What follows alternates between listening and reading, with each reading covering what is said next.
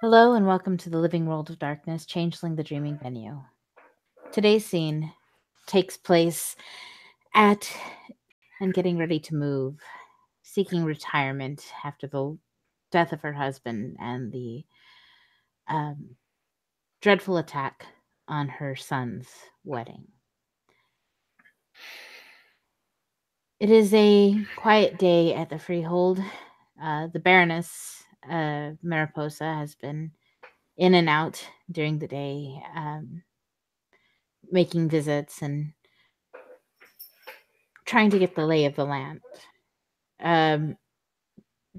Baron Leon, less visiting outward and more entertaining guests as he provides food and laughter. But as the day draws to the end of a work day, gone are the usual visitors, and remaining are just the people who generally stick around, the barons and their respective entourage that they've gathered since arriving here.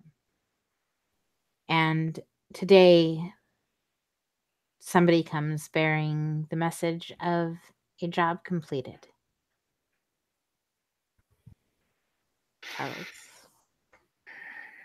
Charles makes his way into the on his way into the Freehold. He doesn't like move with a spring in his step. He's not one of those kind of individuals, but he definitely stands tall and proud. And despite the new aches he's developed since his test at the for the Brooklyn PD, he is getting more used to it. He's not really limping. He's not really showing the pains of the banality all that much anymore. It's like not to say it's ever going to be gone. Of course, it'll always stick around to some degree, but he's getting better. It's an ache that will never truly go away, but he's learning to manage and become the smooth, tall, proud walking individual he was before that horrendous ordeal that he had to go through. Although he's still not quite sure why he did it. But maybe that's for another time. Today it's time for a story. And this time he's going to tell the full story. And if this little partial version of the story he told had as much of a reaction as it did with that one individual, who knows what the full tale will entail.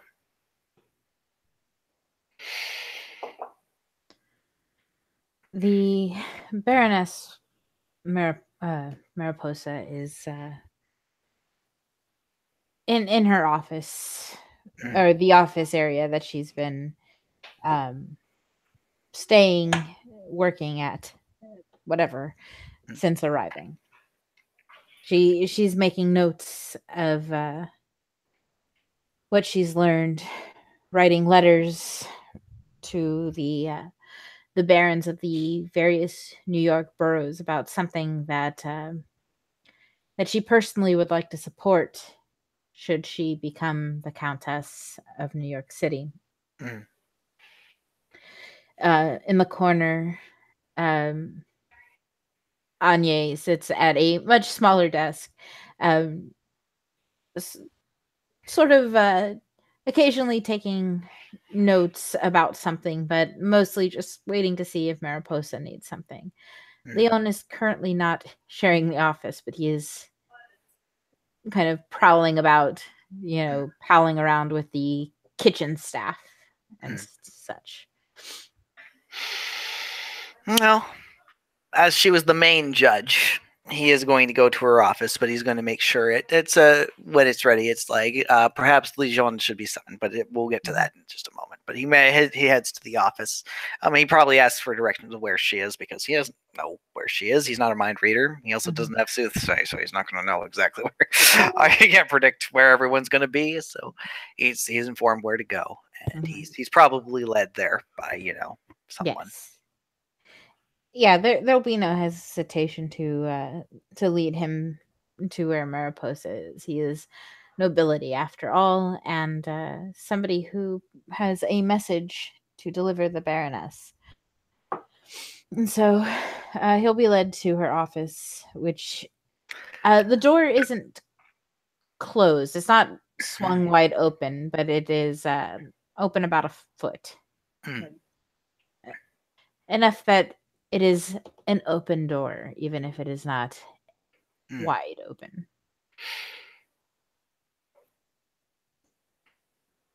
Well, he allows protocol because the individual who probably led them there is going to announce him, so he's letting Mhm. protocol happen. Yes. The guard who lets him in will step ahead of him and push the door open. And, Sir Carraris Baron is here to see you, Baroness. And you'll hear, please send him in, and you'll also hear a slight. Sorry. Yes, you know who that is. Mm. Anyway, um, it's from inside the office, and so the door will be pushed open, and the guard will indicate for Mm. Charles to And Charles will, and he'll enter, and he'll bow respectively. Not maybe not too low to the knight, because they're equals, but he bows his respect to the knight for taking him this far, and the changing of the thank you, I'll take it from here, sort of thing. And then he turns to Mariposa, who he bows to a lot lower.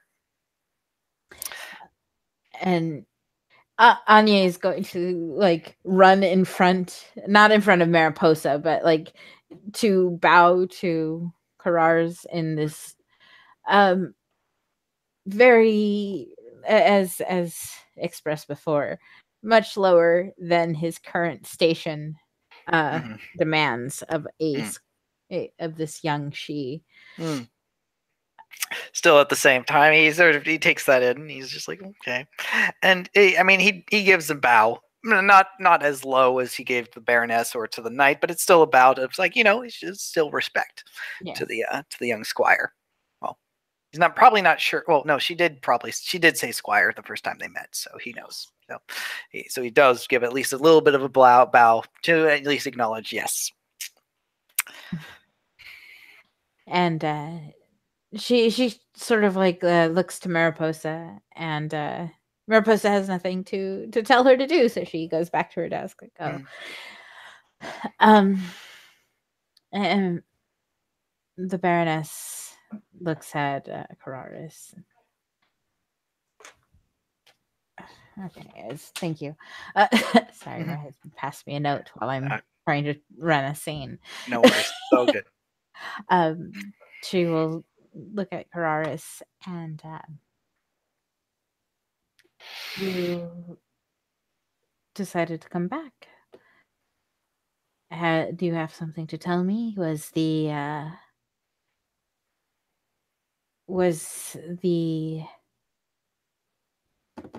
verdict too difficult?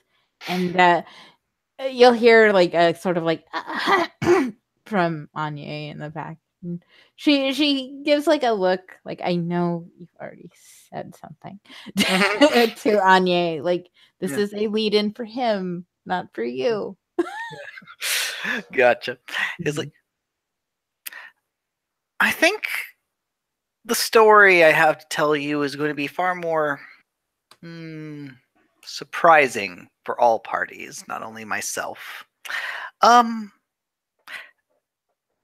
Perhaps since the original group at the verdict were there to hear it, perhaps it should be fair that all members who were at the verdict should hear the result. Yes. Let me summon the lion, she says. And um she looks to Anya. Could you please find Leon wherever he is? And she'll give this sort of like nod, and you'll hear she runs out and you hear little footsteps as she scurries off. um,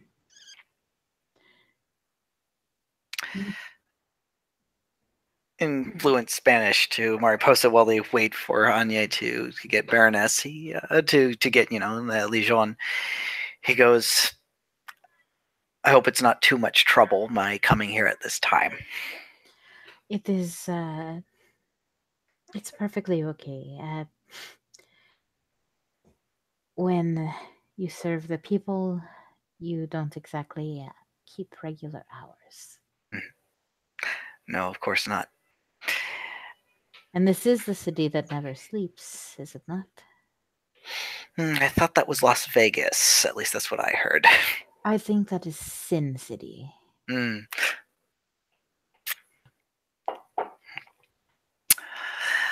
Well, they also call it the Big Apple here as well, but I have yet to see any sufficient apples to grow from anywhere.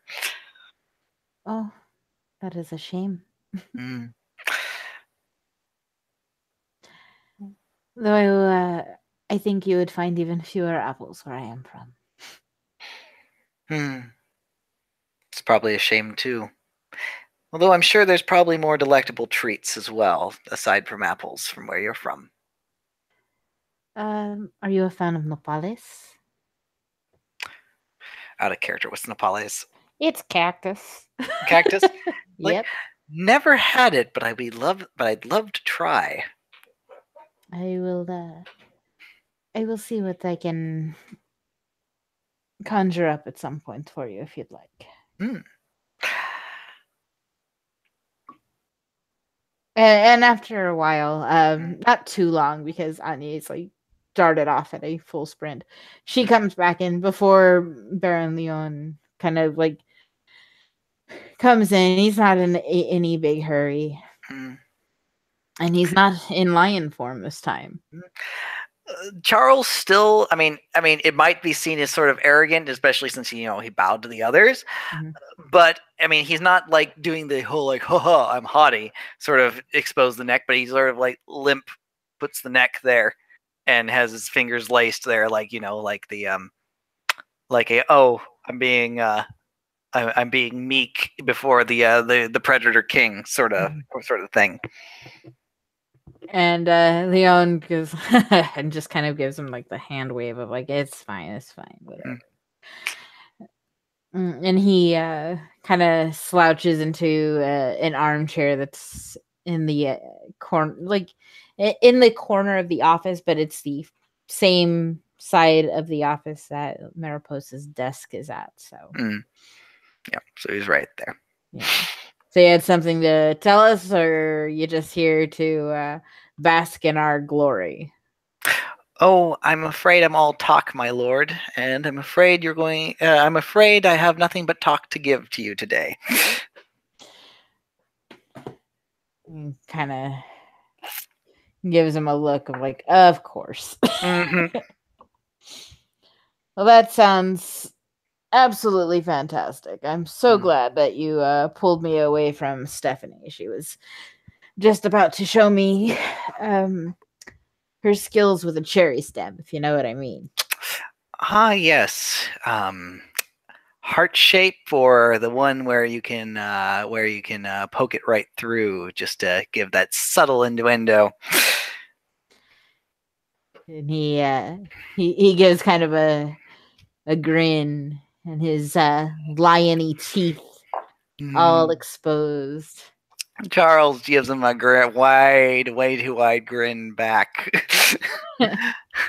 And he goes, well, hopefully my story today for all of you will not keep you too far from experiencing such wonderful I'm trying to think of the right what the he just like the scientific term for tongue. Some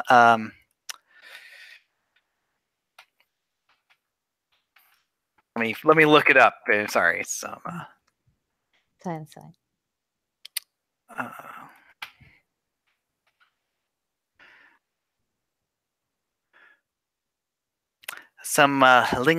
lingualis dexterity.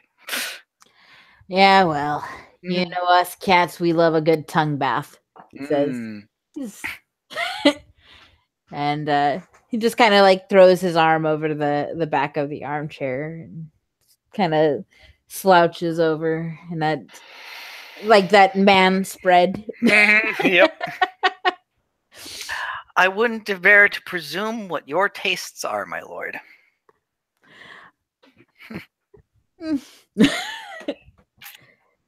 Why be picky? It limits the menu. Hmm. Well, I appreciate you all being here, as you were here for the sentencing. Now you shall hear the results of said sentencing. So, I would like to begin with the very beginning. From when I left you all that day. I will be honest, I fully intended when I said I would make sure it was something that wouldn't disappoint. And in the end, I hope sincerely that it's something that won't. I have every faith that you will not disappoint. Faith in what you hear, well, we'll see at the end of the tale. So, I considered a lot of what could possibly be a way that I could show mercy. And I will say I had a particular individual in mind. See, I come to discover, excuse me, that what might have been at least one of the partial causes for for Maxine to have left the party was the fact that she had a dreamer that she had contractually bound, probably most likely unknown to him, for something, and he broke it. Maxine is this friend of yours who passed away? Yes.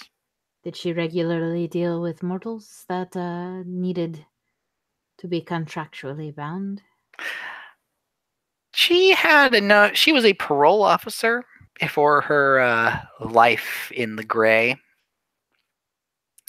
I'm not sure how many of them she felt that she needed to contractually obligated, but for some reason she felt that this one was necessary. Mm. Probably more of a warning to get an idea of if someone had, stepped out of bounds of what their parole was supposed to be, but able to be at least alerted to such the case and be able to, maybe guide them back to the right path. I had originally intended to approach this individual and potentially guide him in the ways that I could to a better life. Now, like I said, maybe this was ill thought out, but to be honest, it was not something I was used to. But I wanted to make sure it was something that would at least resonate with Mercy, even if he was indirectly the cause of Maxine's death, even if it was something he didn't know. He did break a promise. He broke a contractual agreement. And I do take promises very, very seriously. This is our way, yes. This is very true, he says. And he smiles as though it's like a hidden joke. It's like, yes, we all do. But he continues on. However, I had I'm afraid I can't disclose their identity or their name. But let's say I have a patient who is one of ours.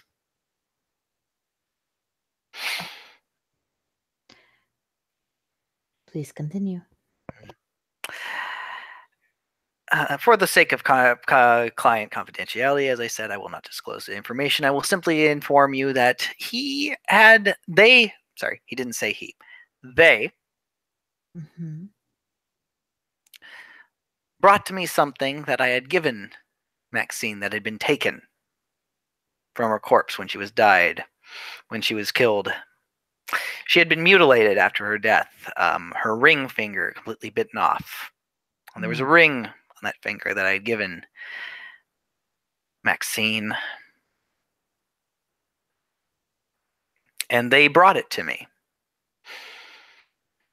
And they informed me that that they were in contact with the individual who had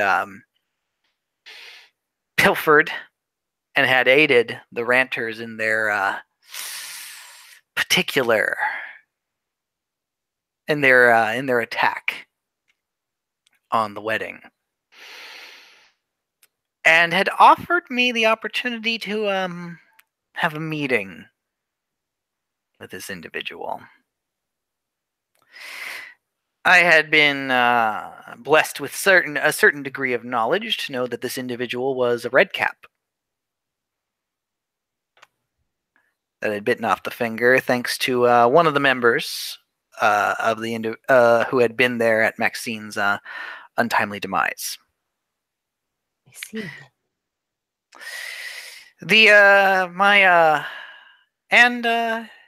There was this offer, as I said, for contact to meet up. Let me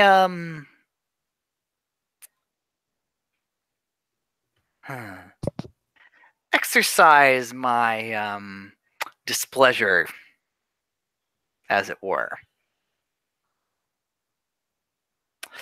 But I wasn't going to go into that meeting completely unawares of what I was dealing with. I knew it was a red cap, but I wasn't quite sure exactly what I was entirely dealing with. So I came here about a week ago, maybe a little more, maybe a little less, to speak with out of character. What was the seer's name? Mzhezhen. Mzhezhen. Have you met with him? Any of you? She gives a respectful nod, and Leon's like, "Yeah, I met him."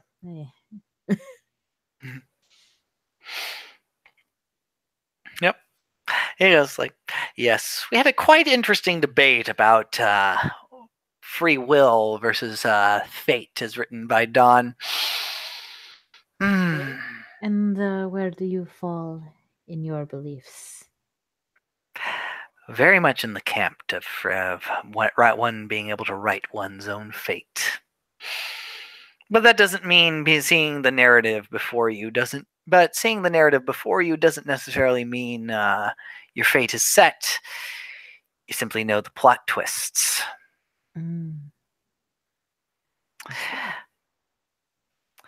Regardless, Imogen was very kind in being able to provide me with some information about this red cap.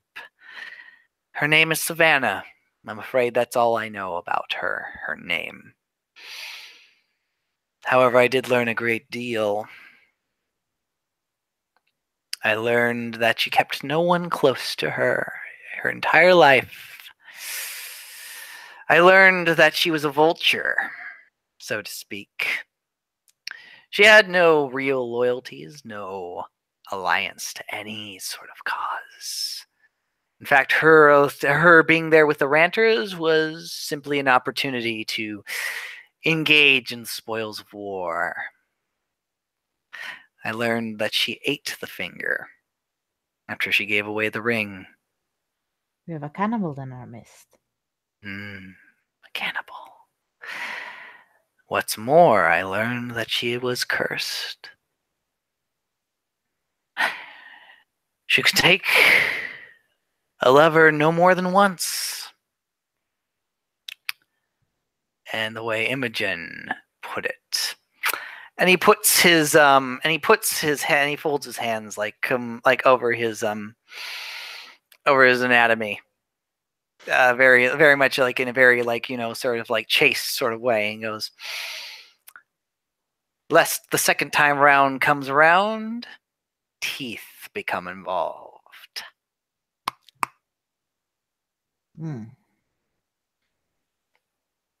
And Leon's like, "Good God." Oh, he goes, "Oh." Until Leon's like, "Good God," is like, "Ah." Then you're going to probably despise what I have to say about when I met her. Regardless, that was about as much as the seer was able to tell me about our dear Savannah. This wretched creature who lives on her own, who moves on her own, has no true loyalties, who feeds on others, and has the foul curse that keeps her away from others. So, armed with this knowledge, I set up a meeting under the guise that our mutual contact was wanting to have a second go. A second go with a bear trap. I'm afraid I don't think my client was aware of the curse. In fact, I'm more than certain that she didn't tell him, or tell them, I should say. That's fucked up. What's more fucked up is she showed up, more than ready. Ugh. So what'd you do to her? We're getting there, my lord. And Mariposa looks over. Leon, cállate. We're getting there. So,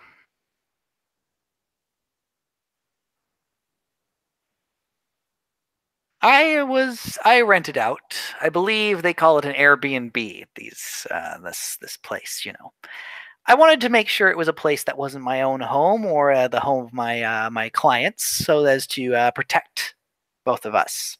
Should something go unfortunately awry, but I had no issues. But I was very much in confidence of the situation.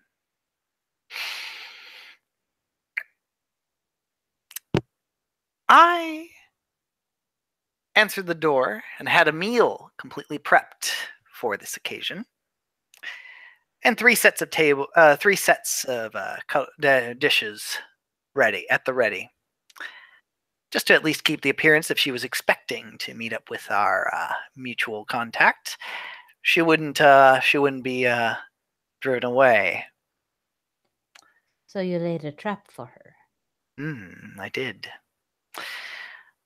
I answered the door and I invited her in. I asked her wine preference.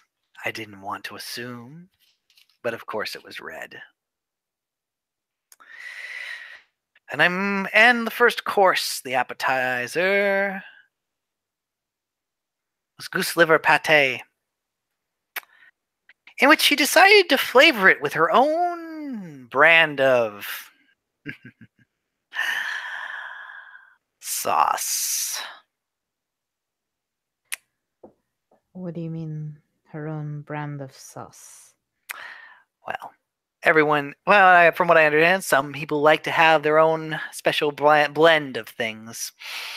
Hers had a lot more of a copper iron base to flavor whatever it was she was eating. Mariposa sort of tilts her head and from the back of the room. It means blood. Thank you, Anya. Yes, thank you. A nice sanguine elixir, quite clotted by that point. I'm actually amazed it managed to come out of the bottle. But that is what she decided to enhance the dish with. She even offered me a taste. Did you taste it?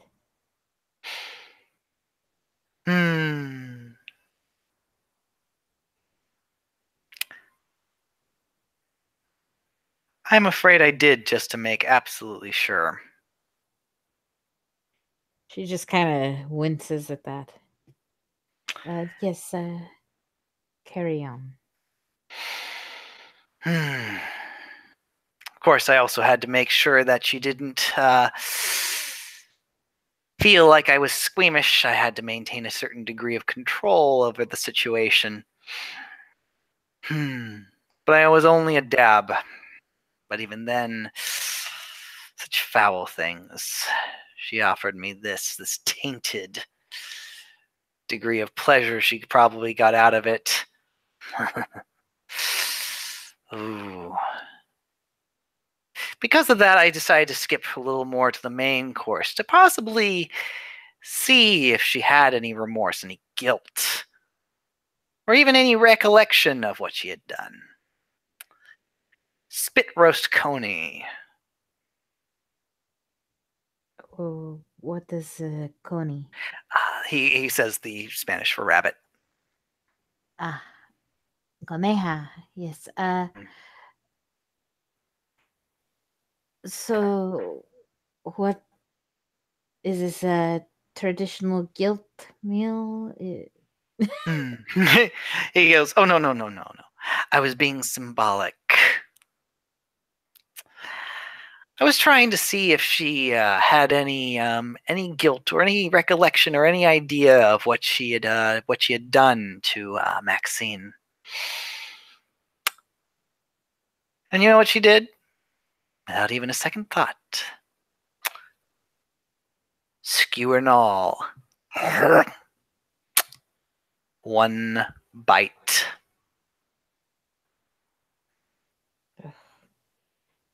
Traviesa. No consideration. No idea. No guilt. No nothing.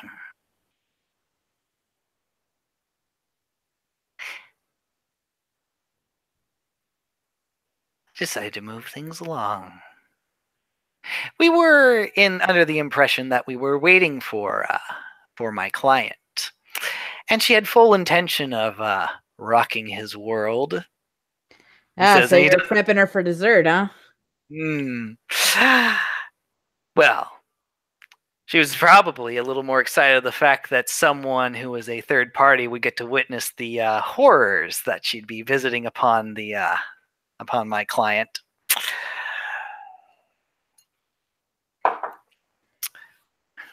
I'm certain that she had full intention of having me for her own aperitif. Regardless, I decided to at least have the illusion of killing more time, and so I asked her to dance.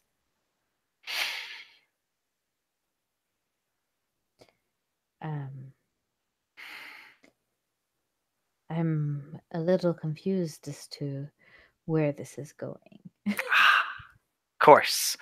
I wouldn't expect you to know. He says, but please, allow me to continue. I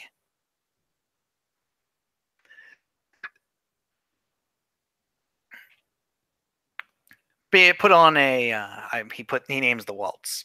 Mm-hmm. It's known for its frantic, for a slow start, and then the increasing pace of the tempo and the phrase of it.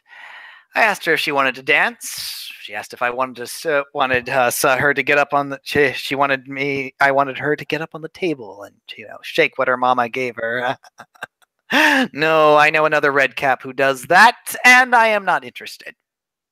No, I wanted a good dance. The kind where you're in space, where you're in motion, where you are spinning around and you lose yourselves in the moment. And he's actually like, he's almost like mimicking like the dance they were going through as he's like dancing in front of them. And she was a wonderful dancer. Her legs spun. She at least could keep up with the rhythm and the tempo. And I'm not quite sure exactly what it said, but it spurred me to respond. Ah, yes. That's the dangerous thing. Superstition. People have superstitions, he says as he spins around, and he's almost caught up back in that exact moment with her. He almost loses himself where he is and gets back with her in that moment, dancing with Savannah as he's dancing with her in that small apartment, except the apartment is soaked with blood. In his memory, it's a crimson bloodbath as they're dancing through it. I remember what I said to her. You know what they say. Sticks and you know what they say. Step in a crack, break your mother's back. Kill a dreamer, break your mother's femur. Cause a pond to ripple, and you end up a cripple. And he does the motion of spinning and let's go. And of course, he's brought back to the moment.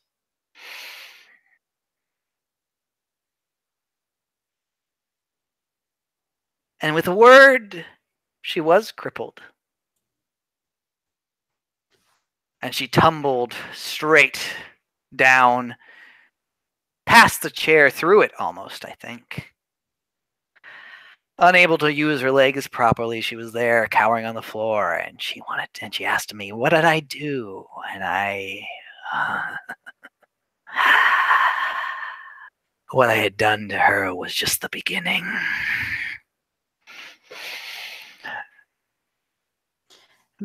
The Baroness kind of looks at Mariposa. Not Mariposa, Anya. I thought you said that he had fulfilled his contract. This does not sound like mercy, she says as she gives Charles a very concerned look.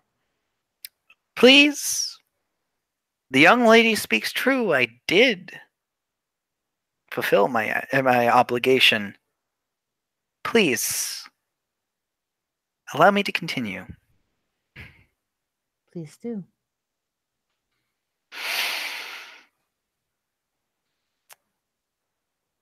I revealed her crime to me. The mutilation of this individual, the one that had taught me true friendship. I revealed those words that I had shared with you. I revealed what she had destroyed, what she had ripped from me. And I asked her if someone had ripped something like that from you, what you would do. And she didn't have an answer. This pathetic wretch had never experienced such depths of connection that she had nothing to say for what she would do. In fact, she tried to be defiant, but I had her in the corner, cowering and trembling. And as he's saying this, the thorns actually are starting to, creep around the building, the room, and on the office. And it's almost like the room seems to darken it there. And I had her right there. I had everything I could do with her, and I had so many ideas of what I could do. I could name her Toothless and just watch as she tries to gum her way through life. I could name her as rotten as her inner soul was and watch as the maggots crawl across her flesh like they do Maxine once she's interred. I could have done so much. Mariposa, for all the horror that Charles is invoking right now, seems very focused in listening to the story. She's staring at him, still, her fingers steepled in front of her lips. But Leon is cringing a bit. I wasn't going to kill her, but I was going to make sure she lived every day wishing I did. And then, as I was looking at her, as I started to try to manifest full potential within myself to inflict everything I could on her,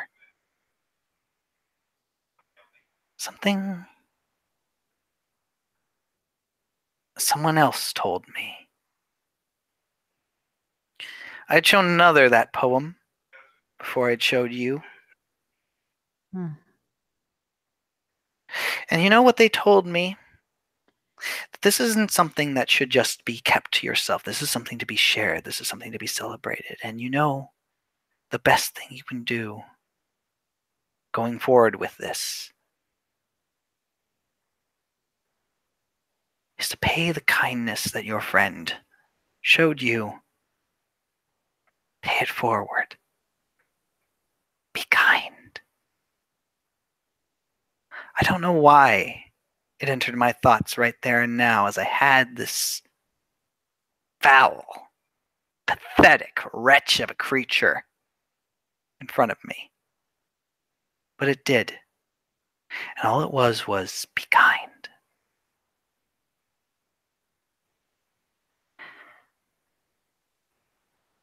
A failing, I will admit, to all present here. I have no kindness. We are called kindly ones, are we not? But we are not kind. We can be, if it suits us, but we are not truly kind. We are called good cousins, but for much the same reason we're called that, in the fear that we do something wicked. We are not good. I did not have the capacity to give her the kindness. At least, not from myself. So, I gave her the thing she did not deserve. The one thing in this world that she didn't deserve after all she had done, after all she'd lived through, after years of isolation, of keeping others away, of knowingly coming to that place to kill someone, to devour them in a way, and with her curse. I gave her the one thing she didn't deserve. And that was all the kindness this world had to offer. For 24 hours, until the stroke of midnight, she would know all the kindness this world has. And the knowledge she deserved none of it.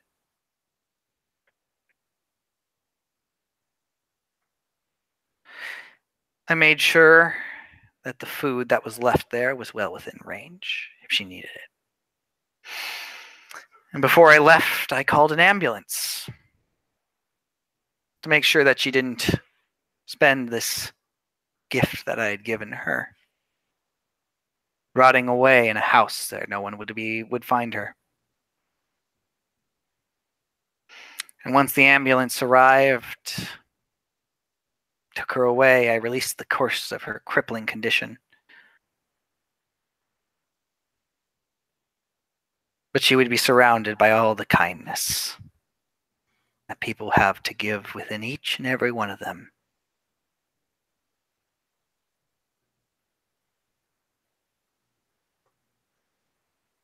For one day.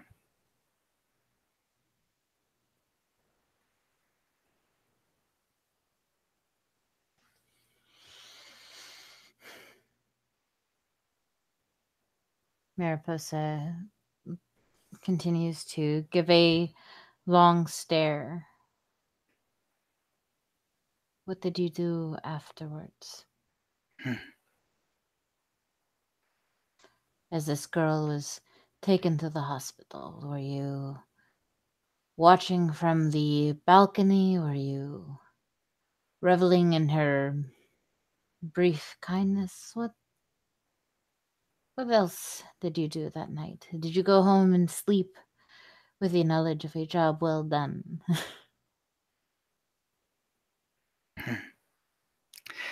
I believe there was a second part to our contract, Baroness Mariposa. Do you not remember? I told you to have your words move you to forgiveness. I did not forgive her. I couldn't. Even after the mercy had shown, I couldn't forgive her for all that she had done.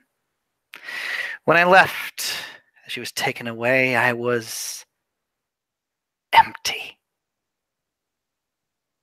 I had no rage. I had no wrath. I had nothing inside me. I wasn't even sure why I did what I did.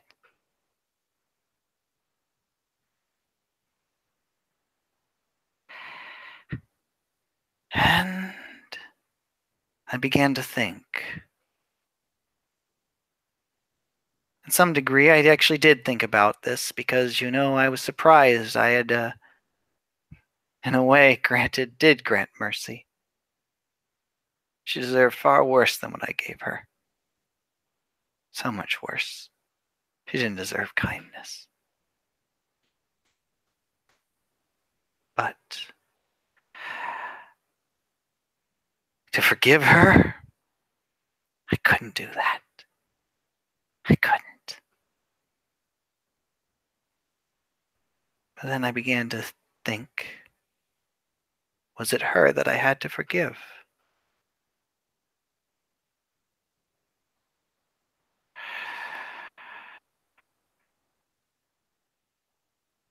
I realized in my emptiness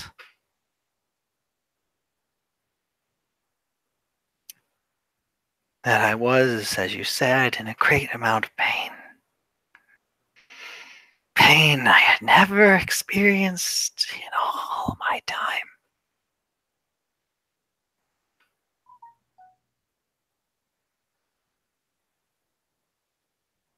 I had failed. I had failed my friend. And it doesn't matter the fact that I couldn't have known what was going to happen, or the fact that I wasn't, or the fact that she was already dead when I arrived. I couldn't stop the what ifs, the if onlys. If only I had known. If only I'd been more careful, if I'd been more concerned about people leaving the party rather than them staying there, than whatever threats might arise within it. If only I had been paying more attention to where she was going. If only I had the power I once had. If only I was everything I could have ever been. I could have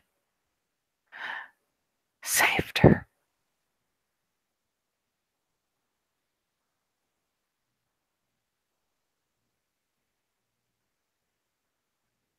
But what happened has happened. I am who I am. I failed my friend.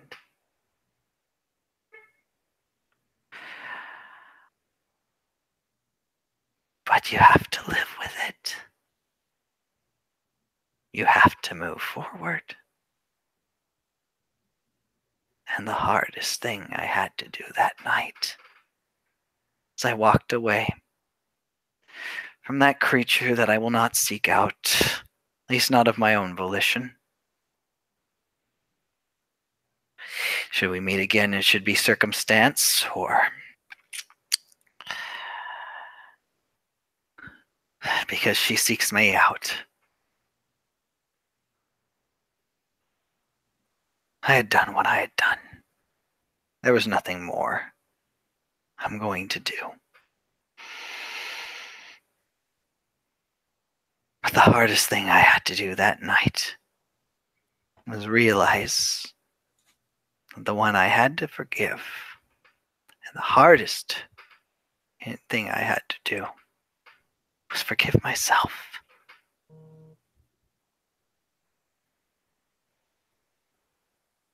I didn't sleep that night. I didn't dream that night. But in the end, there will be hurdles. There will be bumps in that road. But I'm moving forward. I'm not holding on to that pain.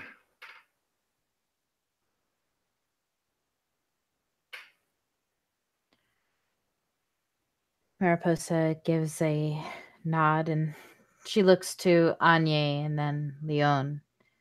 Vete, por favor. And Leon kind of gives her a look of like, I don't know what the hell you're saying. And she points at the door. And Anye gives a nod and heads for the door, and Leon leaves and close the door behind you, please.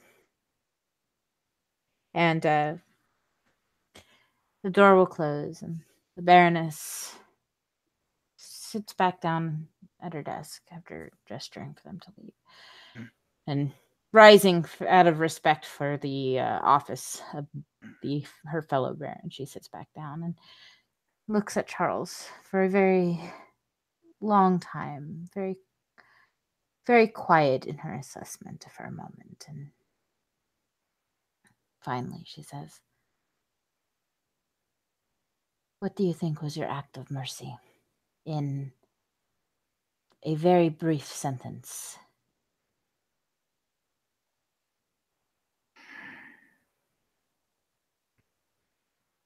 And he's silent for a long moment.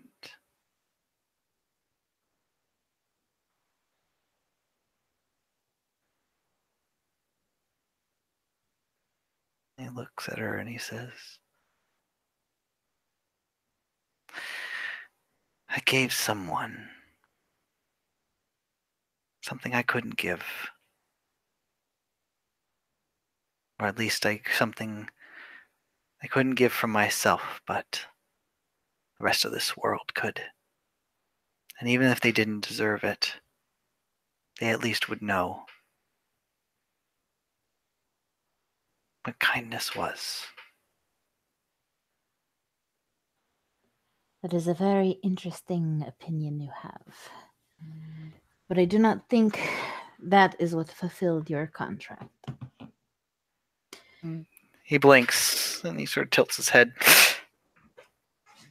It is much harder to forgive ourselves of these things that trouble our souls. These things that cause us great loss. These things that hurt us. The cruelty you could have visited upon this cannibal. It was a small act of kindness, perhaps, and perhaps it moved you to your act of mercy, but it was not in itself what fulfilled, I believe. The ability to forgive yourself, to accept that death and loss is something that we cannot control here. And to begin the process of alleviating yourself of this understanding of things you cannot control. And whether or not you believe you deserve it. And considering how you talk, I do not think you do. You have granted a mercy to yourself. You say you are not kind, and that we are not good. And perhaps this is true for you.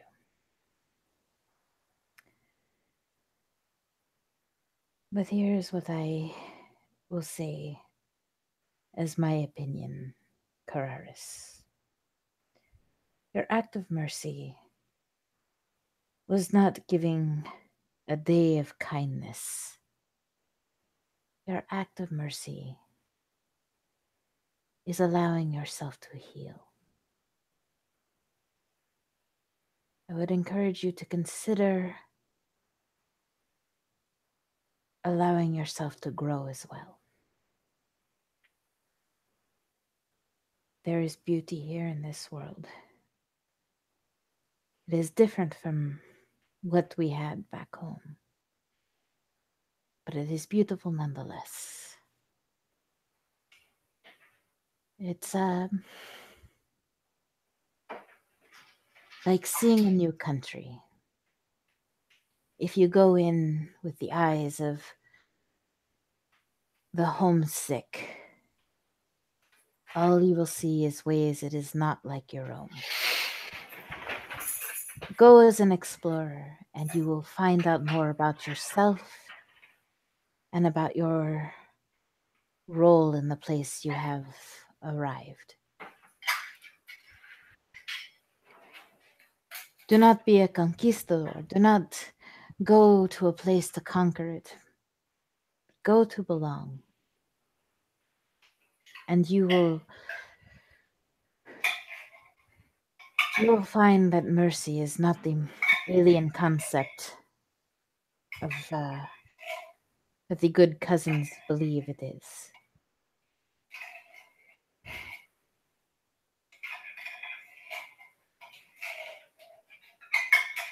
Mercy is a challenge.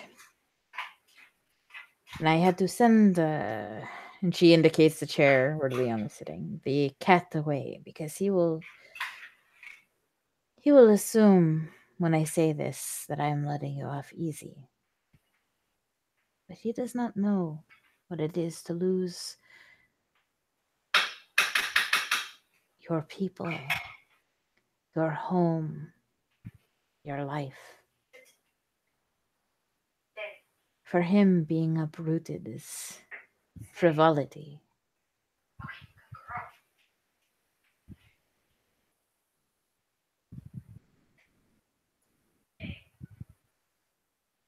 Make this place your home, because that is what it is.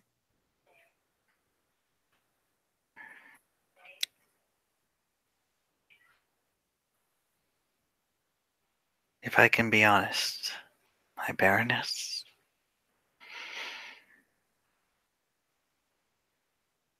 maybe right now I don't quite see.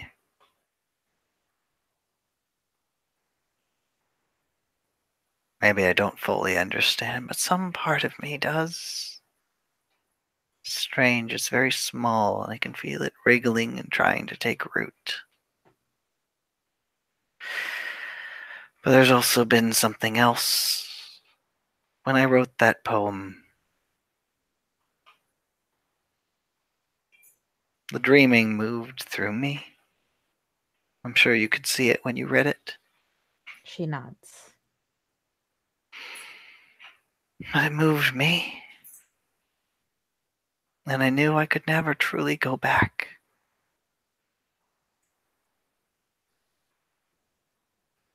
I'm never going back to Arcadia.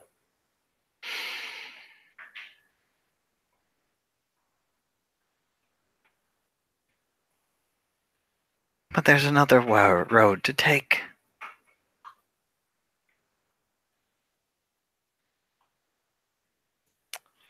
And I think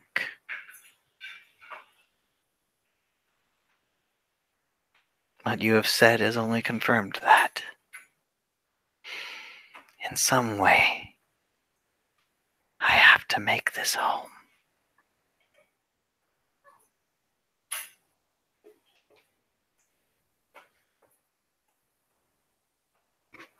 I do hope that you will continue to tell me how your journey continues. I'll tell you as many stories as you wish to hear.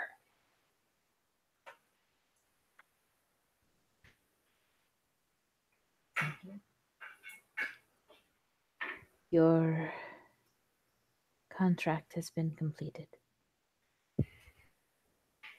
Your burden is lifted as far as your obligations to me.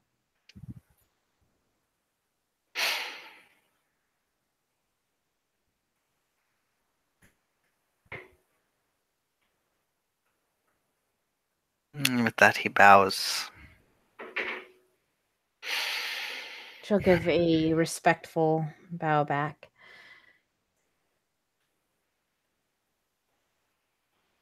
Have a good evening. And you as well, Mariposa de los Nilium. And with that, he makes his way out. And he bows. And this is actually when he actually does bow to Lijon. Mm-hmm. And he bows to Anye. And he makes his way out.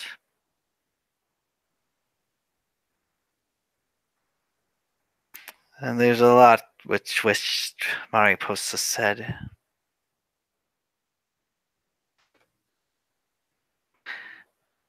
It's strange, he said. He thinks to himself as he walks through this world of gray, where its stings of iron, it's the bureaucracy of physics, continues to confine and compress him.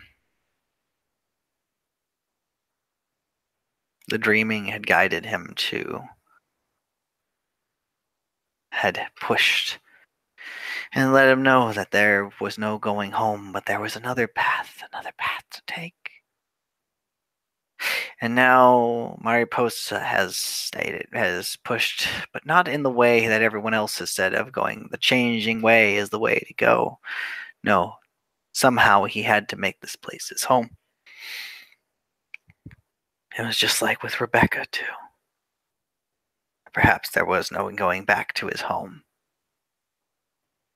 Everything's telling him going back to Arcadia is not possible. Here is where you have to be. But that doesn't mean you can't make your story belong.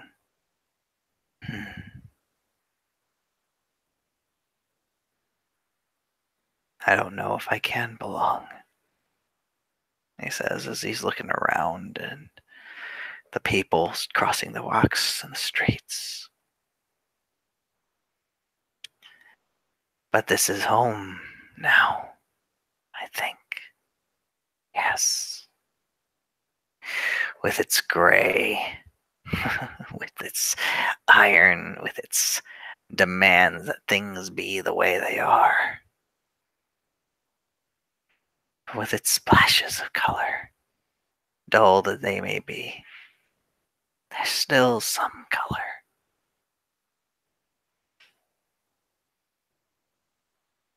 Perhaps we'll see what I can do to brighten it.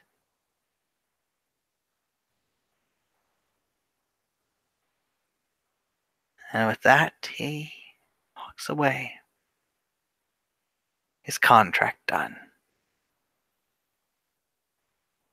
Gararis, who little over a year ago came here, confused, trapped in a body of meat, having nothing but distaste and disgust for this place and having nothing but longing for home. Perhaps he still has that longing, but at least now he's stopped pretending that he's going back.